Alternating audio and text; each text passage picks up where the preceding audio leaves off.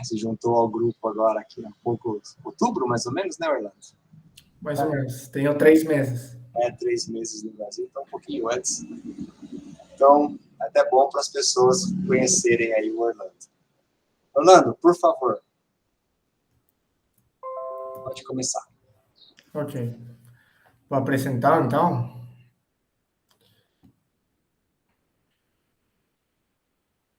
Tá bom. Boa tarde, pessoal. Meu nome é Orlando Marbello. Eu sou estudante de mestrado do professor Cleber Renato Mendonça e o dia de hoje eu vou falar de uma técnica de microscopia não linear, que é a microscopia a 2 fótons, né?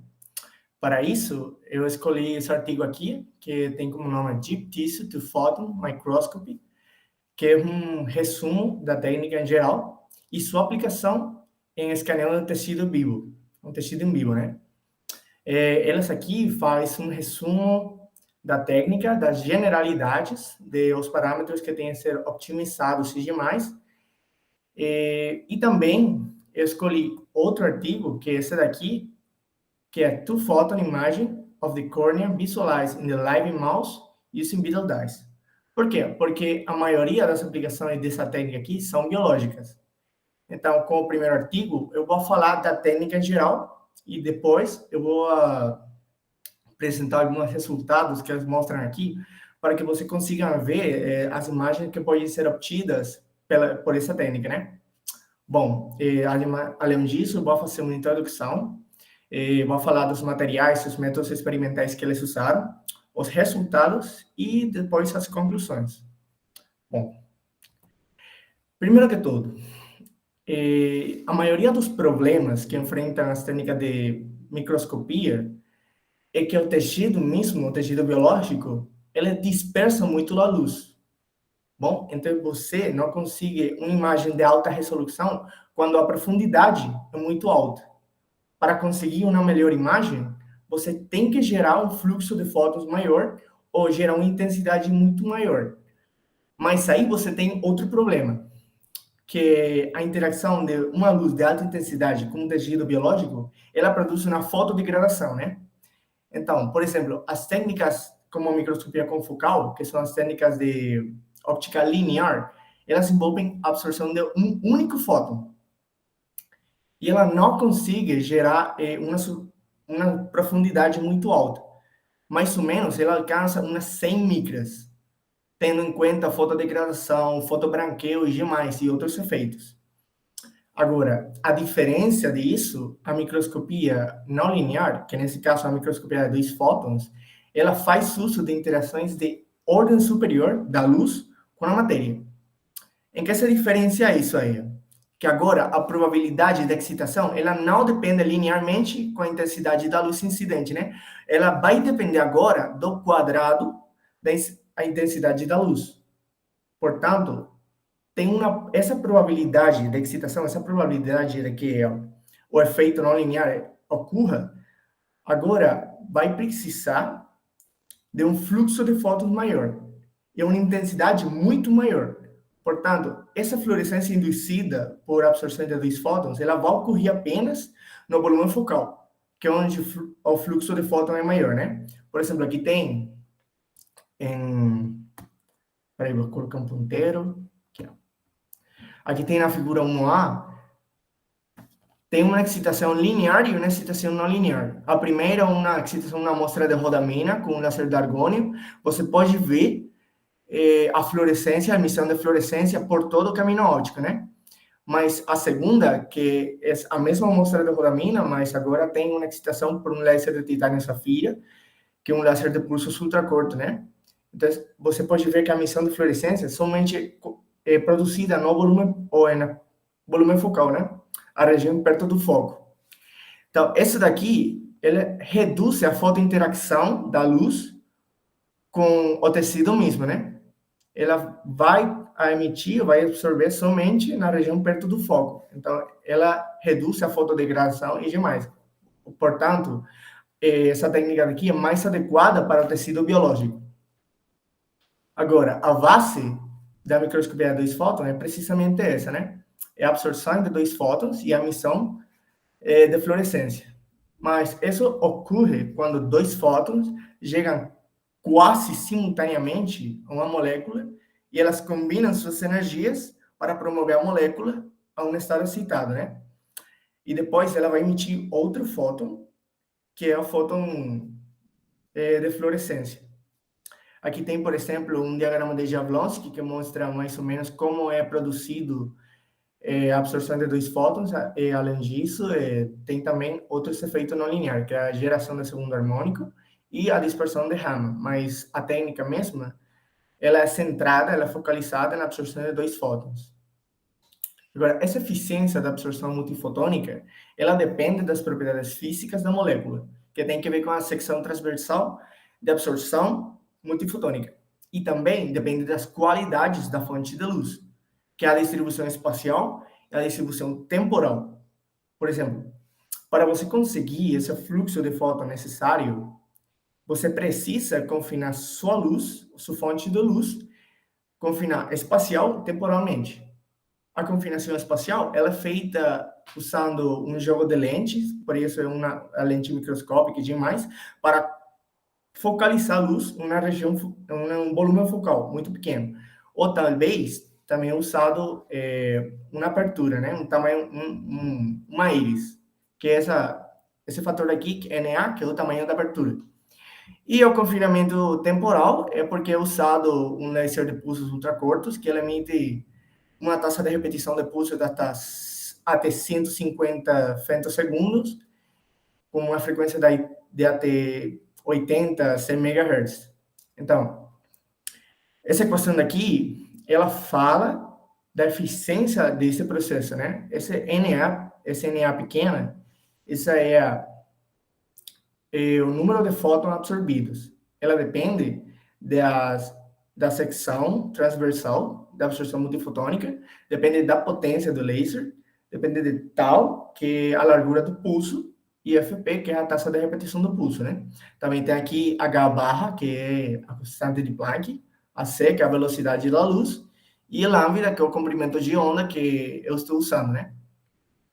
Bem, agora, algumas amostras biológicas, elas geram autofluorescência, ou seja, elas têm uma secção de absorção multifotônica suficiente para gerar fluorescência por elas mesmas.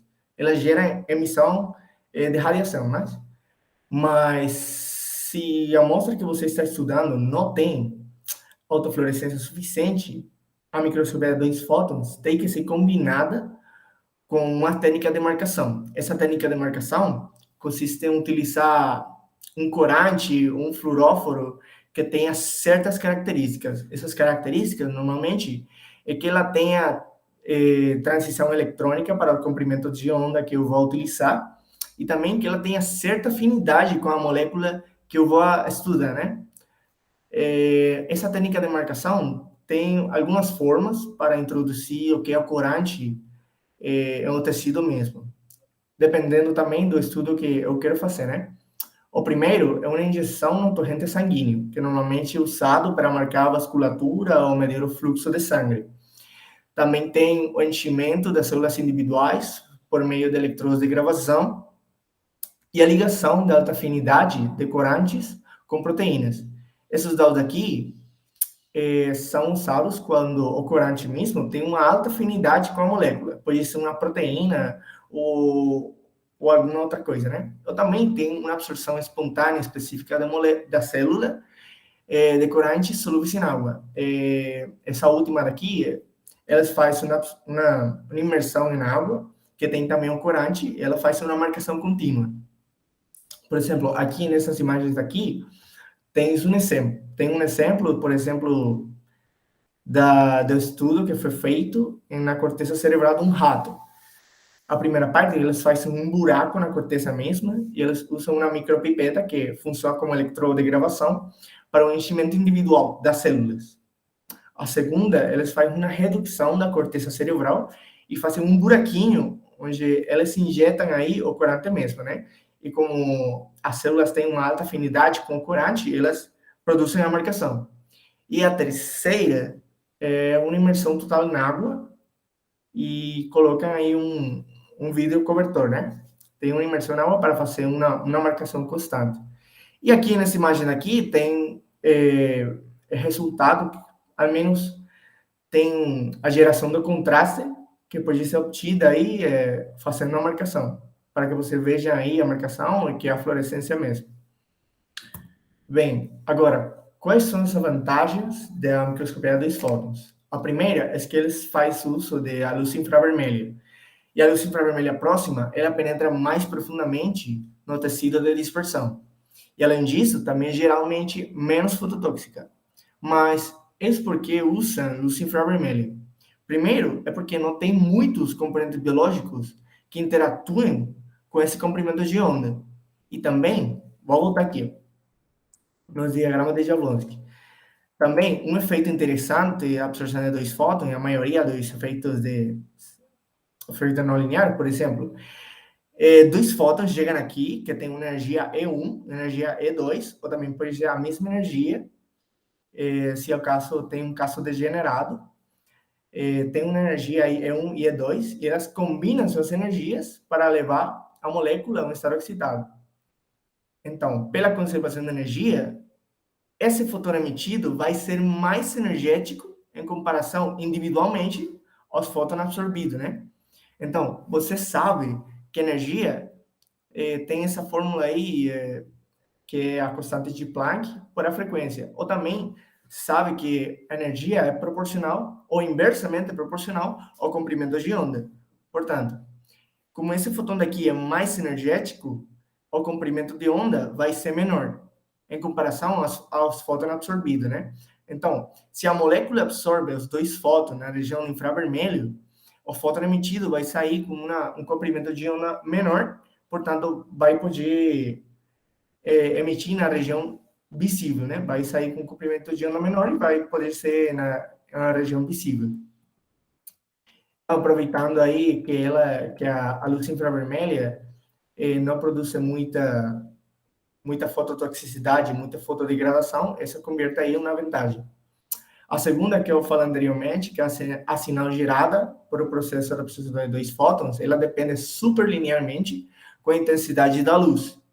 Então, ao focalizar o feixe de laser através da objetiva da microscópio, a absorção multifotônica é espacialmente confinada à região perto do foco. Isso daí gera uma emissão localizada, uma radiação localizada. Aqui na figura 2, tem um exemplo, que é a excitação linear e a excitação não linear. Por exemplo, essa parte azul, o que é azul e o verde, está dentro da região visível. Então, você excita a amostra e ela produz a fluorescência.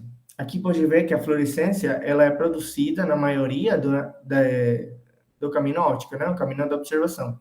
Mas aqui, por exemplo, tem a parte vermelha, que é um comprimento de onda de infravermelho próximo, e tem o verde, que é a emissão de fluorescência, e pode ver que ela está confinada aí na região de interesse, né? Que é a região do foco. Então, isso daí deriva dois vantagens. Por quê? Porque para um tecido que ela produz a dispersão, você sabe que os elétrons, eles desviam do seu caminho original. Então, os fótons. Os fótons que têm um ângulo de dispersão maior, eles vão desviar mais que os fótons que têm um ângulo central, né? Que tem uma direção central. Então, quando ele produz a fluorescência, muitos fótons vai envolver por o mesmo caminho óptico. Então, quando você estuda a microscopia linear, ou a microscopia confocal, você não tem certeza de onde está vendo esses fótons, né? Então, você tem que fazer um filtro para poder aí reconstruir a imagem. Mas, na microscopia dos fótons, que é a microscopia não linear, você tem certeza que todos os fótons que você colete, ele vai vir de sua região de interesse, né? Porque tem uma missão focalizada, tem uma missão aí na região perto do foco. Então, se você conseguir coletar a maioria, ou o máximo possível de fótons, você vai construir de uma melhor forma essa imagem, né? Agora, as limitações. Eles falam das limitações que tem a técnica em geral e que tem a técnica em comparação com outras técnicas da microscopia. A primeira é que a fototoxicidade potencial no plano focal para imagem de longo prazo tem que ser considerada. Por quê? A microscopia não linear, eu falei que não tem muita interação na região da pele próxima ou a região anterior, onde é produzida a emissão de fluorescência, mas você está colocando aí pulsos ultracurtos e luz de alta intensidade, né? Então, para imagem de longo prazo, para toma de imagem de longo prazo, você vai gerar uma fototoxicidade, vai ter fotodegradação, vai ter fotobranqueamento, né?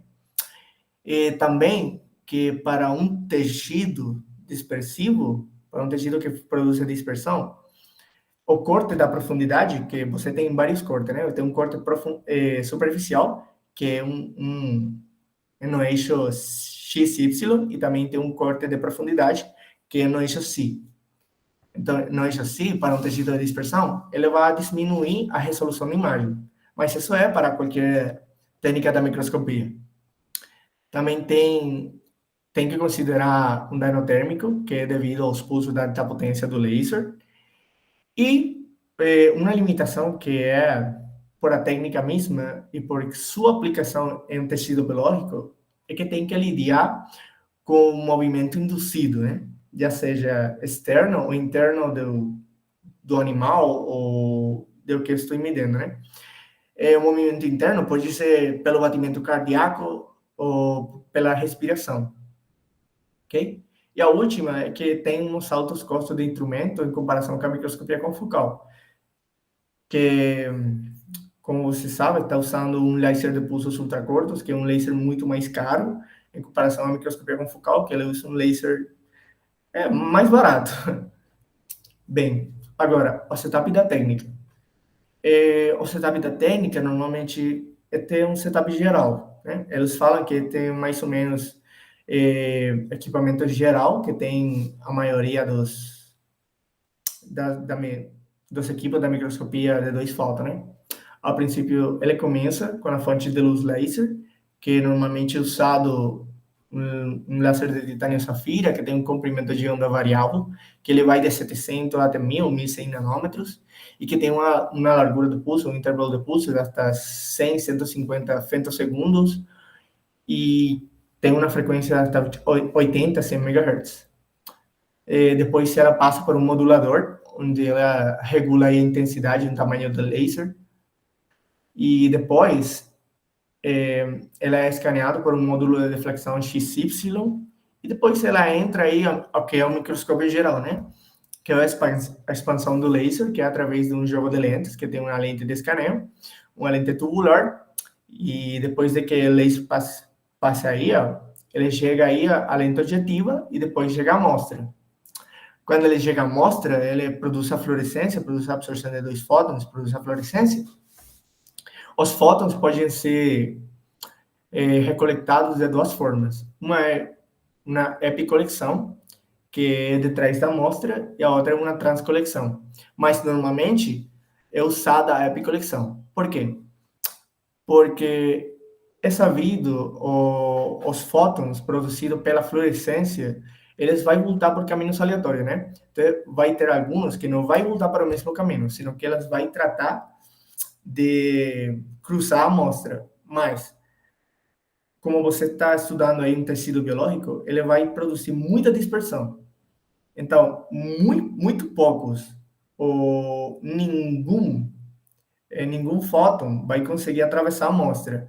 Então, você não vai poder conseguir coletar aí por transcolecção. Então, a maioria de fótons emitidos vai ser coletado por epicolecção, que tem uma lente objetiva, eles voltam para o mesmo caminho, são refletidos aí por um espelho, levados aí uma lente, e depois um fotomultiplicador. Bem, agora, a optimização de parâmetros. Primeiro que todo, o comprimento de onda de excitação. Um comprimento de onda maior, ele vai ter menos interação com os componentes biológicos, né? Mas esse comprimento de onda está restrito por o espectro de absorção dos corantes que eu estou usando, né? Porque, como eu falei, os corantes que eu uso tem que ter transições eletrônicas ou comprimentos de onda que eu estou utilizando. Então, eu não posso colocar um comprimento de onda muito grande se meus corantes, ou não tenho uns corantes que não produzem transição nesse comprimento de onda. A segunda é a largura do pulso. Esse daqui é um fenômeno interessante, né? Devido aos fenômenos dispersivos que ocorrem no caminho óptico, onde o pulso se propaga, cada componente espectral de um mesmo pulso, ele viaja a diferentes velocidades. Por exemplo, você tem um laser pulsado, né? Mas o pulso mesmo tem um espectro aí. Então, os componentes de comprimentos de onda longos, que é como na região vermelha, ele vai viajar muito mais rápido que os comprimentos de onda curto, né? Que é na região azul. Então, se você não consegue solucionar isso, o laser vai chegar desfasado na amostra, né? Então, para corrigir isso, normalmente utiliza um pré-shear e um shear. Um pré-shear é uma descomposição espacial da amostra, uma descomposição espacial do pulso mesmo, e elas colocam aí uns caminhos ópticos diferentes para cada comprimento espectral, né? Então, elas colocam, por exemplo, um caminho óptico menor para o comprimento de onda curto, que é um comprimento de onda azul, para garantir que ele chegue aí em face, né? E depois, usando um jogo de lentes, eles fazem um shear, onde eles recombinam o laser e chega à amostra mesmo. Bem, a terceira é a correção de inhomogeneidades no meio, que é a geração de sinal é fortemente afetada se a qualidade do foco for degradando, né? Mas isso daqui, você não tem muito controle sobre isso, porque você, por exemplo, pode ter corpos celulares, pode ter proteínas, pode ter enzimas e demais, que elas não têm índice de refração homogêneo, né? Então, esse daí vai ser os tecidos que mais dispersão vai produzir. Então, para isso, normalmente você tem que ter uma curva padrão, mais ou menos. Essa curva padrão normalmente é usada ou é obtida fazendo aí um scanner do tecido ex vivo, ou seja, retirado ou in vitro. Bom, e a última é a profundidade limite, que é a profundidade de imagem que pode ser alcançável, ela depende fortemente de outras propriedades do tecido, né? Como a organização da microvasculatura, o corpo celular, o conteúdo de colágeno, mielina e demais, que é o que degrada mais ou menos o foco do laser.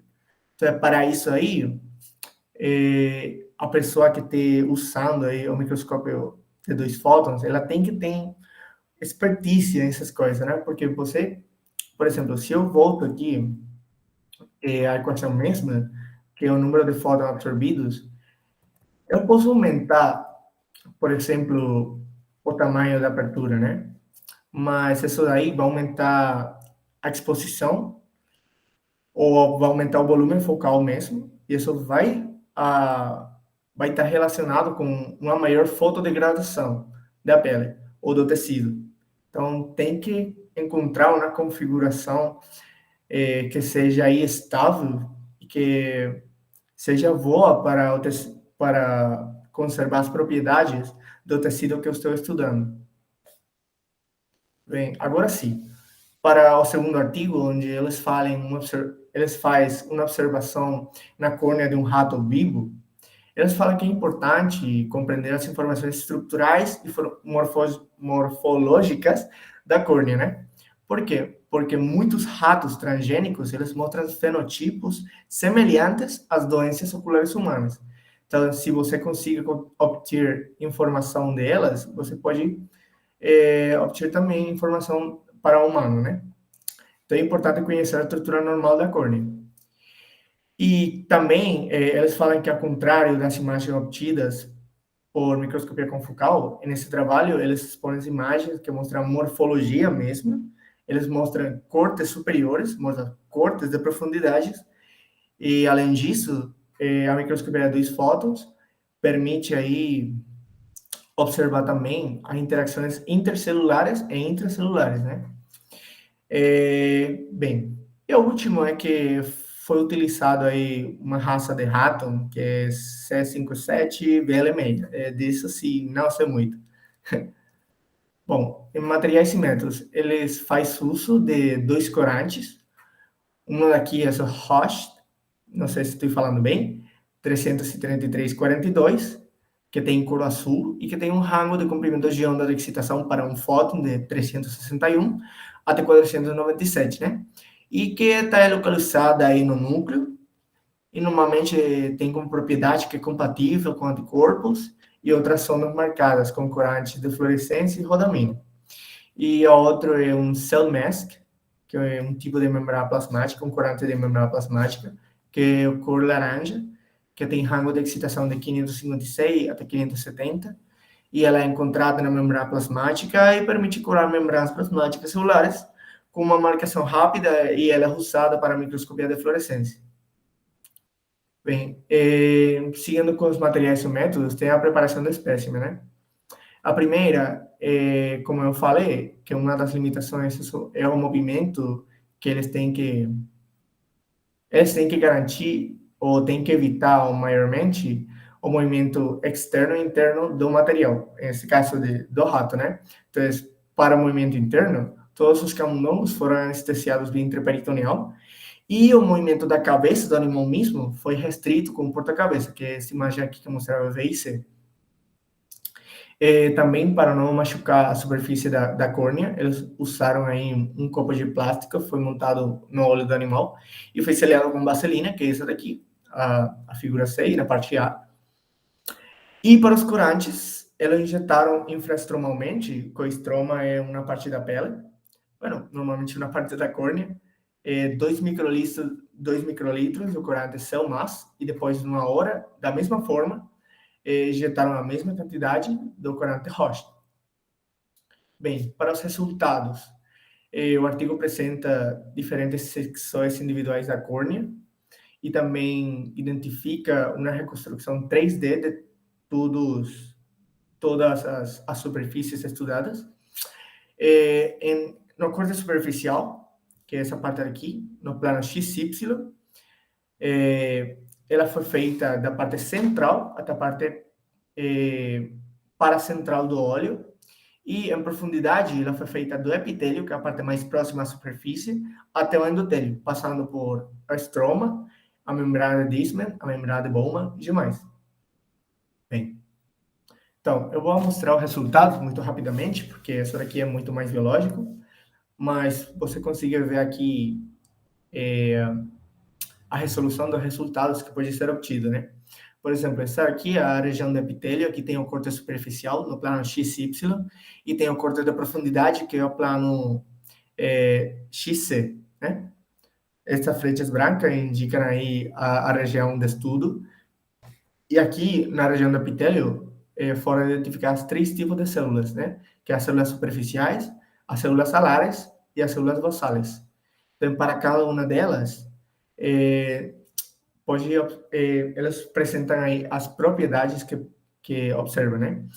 Primeiro falam que as células superficiais são células achetadas de núcleos pequenos e as células aladas, ou wind cells, são células poliédricas que têm núcleos achetados e que têm depois uma camada das células basales, que são células mais ou menos cuboidais ou colunares. Aqui tem a reconstrução 3D as 3 superfícies, as células superficiais, as células alares e as células basales. Ok? Agora tem a região do estroma. A região do estroma, ela é a mais copada.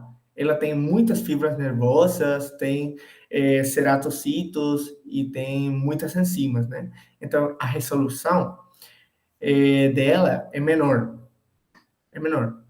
Por exemplo, aqui tem uma região de ceratocitos, que tem uma reconstrução de imagem 3D, mas você pode comparar aí com respeito à primeira, que ela não tem muita resolução, né? Você consegue ver, por exemplo, que os corpos celulares, elas aparecem de forma irregular e tem um formato piramidal ou estrelado, que é o que eu quero falar aqui. E tem também 3 subsuperfícies, né? Que é a estroma anterior, estroma meio e estroma posterior. Aqui tem também as freixas brancas, que indicam aí a região de interesse. Então, você pode ver que a resolução é perdida. Mas aqui tem o que eu falei anteriormente, a vantagem de diminuir a fotointeração pelo caminho óptico. Esta região é para a membrana de Descemer ou endotélio. Você pode ver aqui que a membrana de Descemer, o endotélio, está debaixo do estroma, né? Mas, aún assim, você tem uma reconstrução 3D e tem uma imagem de alta resolução dela, né? Se, em comparação à microscopia confocal, você não consiga atingir essa profundidade aqui, porque tem que passar pela região do estroma, né? Então, a região do estroma, que tem muita dispersão da luz, não vai permitir que você consiga uma imagem para uma região mais para baixo, né? Então, você também tem aqui o corte superficial, XY, tem um corte de profundidade, que é essa parte aqui, a flecha branca. Fala aqui que a membrana de Descemer ela fornece uma superfície menos espalhada, portanto, a estrutura é observada claramente, e com auxílio da reconstrução em análise 3D, e uma estrutura de rede 3D, ela pode ver os ceratocitos na parte do endotélio, né? E que tem a região do endotélio, tem um padrão honeycomb, que é bem organizado e que pode ser observado aí. Bem, como conclusões, tem que a microscopia de 2 fótons é uma técnica de imagem avançada que usa interação não linear provocada por pulsos ultracortos e intensos para conseguir penetrações mais profundas na pele ou no tecido biológico. E tem como principal, ou uma das principais vantagens que tem a microscopia de 2 fótons frente a outras técnicas, é a capacidade de manter a resolução e o contraste dentro do tecido espalhado, né? Porque aqui na região do estroma tem uma resolução menor, mas você consegue ver a composição mesmo e também faz uma reconstrução 3D. Ela consegue manter a resolução do contraste dentro do tecido espalhado, o qual permite aí observar o comportamento normal das células em seu ambiente natural, ou seja, em vivo. Também tem que ser ressaltada que o fotobrancamento é mínimo, aunque ela tem, é mínimo comparado com outras técnicas da microscopia, e a fototoxicidade também é reduzida, que permite também tomar amostras em vivo por períodos de tempo mais longos. As imagens obtidas com o microscópio confocal em vivo geralmente consistem somente em seções ópticas orientadas paralelamente na superfície, por exemplo, o corte XY, mas não tem corte de profundidade. Então, aqui tem corte superficial, corte de profundidade, que mostra os detalhes morfológicos e estruturais da amostra, da córnea, nesse caso. E o estudo mostrou que a microscopia de 2 fótons, ela fornece uma informação mais completa da estrutura de toda a córnea, incluindo regiões laminares, e também permite observar as composições internas de cada região. Essa daqui são as referências que eu usei, que foi uma dissertação que fala da microscopia de 2 fótons mesmo, e os artigos que eu usei, né? Bom, isso aí tudo, pessoal.